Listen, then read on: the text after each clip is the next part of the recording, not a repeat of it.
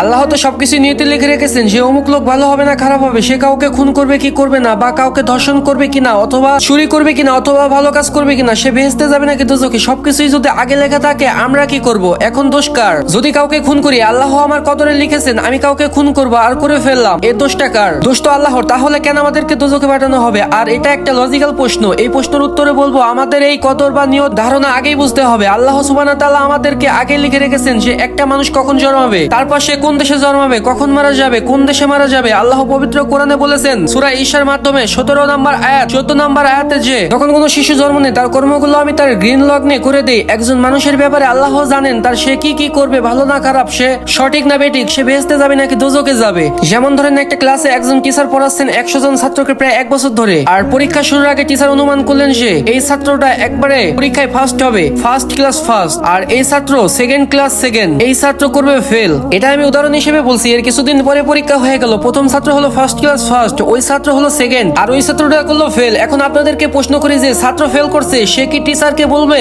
আপনি বলেছিলেন যে আমি ফেল করব তাই ফেল করছি? এখানে দোষটা কার, টিচারের নাকি ছাত্রের? কার দোষ? ছাত্রের। টিচার অনুমান করছে ওই ছাত্রটা বাইরে ঘুরে বেড়ায়, ঠিক মতো ক্লাসে আসে না, সিনেমা দেখতে যায়, এর জন্য সে ফেল করবে। ওই ছাত্রটা মোটামুটি মাঝামাঝি, ওই ছাত্র খুব মেধাবী, অনেক পরিশ্রম করে, তাই টিচার পরীক্ষা শুরু হওয়ার আগে অনুমান করছে এই ছাত্র হবে ফার্স্ট ক্লাস ফার্স্ট, ওই ছাত্র সেকেন্ড হবে, আর ওই ছাত্র করবে ফেল। এরপর আসলে ওই ছাত্র ফার্স্ট ক্লাস ফার্স্ট আর ওইটা ফেল অনুমান করছে, তার মানে এই যে দোষটা টিচারের হবে না, টিচার সবই পড়াইছিলেন ঠিক মতো। এভাবে আল্লাহ সুবহানাহু ওয়া তাআলা আছেন ইলমে গায়েব, তিনি ভবিষ্যৎ সম্পর্কে জানেন, সবকিছুই ঠিক করা আছে। সে এই লোকটা অমুক দেশে জন্মাবে, অমুক দেশে মারা যাবে, অমুক তারিখে মারা যাবে, ইত্যাদি ইত্যাদি। তার পরিবার ধনী হবে নাকি গরিব হবে। যেমন ধরেন একটি রাস্তার মোড়, সামনেই 5টি রাস্তার মোড় নাম্বার 1 2 3 4 5, এখানে পছন্দ আপনার, বেছে নিতে পারেন কোন রোড নাম্বার 1 2 3 4 5। আপনি গেলেন রোড নাম্বার 2 এ, এটা আগে থেকে লেখা আছে আপনার নিয়তে যে আপনি এই 2 নাম্বার রোডে যাবেন। ব্যাপারটা এমন না যে আল্লাহ লিখেছেন বলেই আপনি করেছেন, যেহেতু আপনি এটা নিজে বেছে নিছেন তাই আল্লাহ আগে লিখে রেখেছেন, তাহলে পছন্দ আপনার।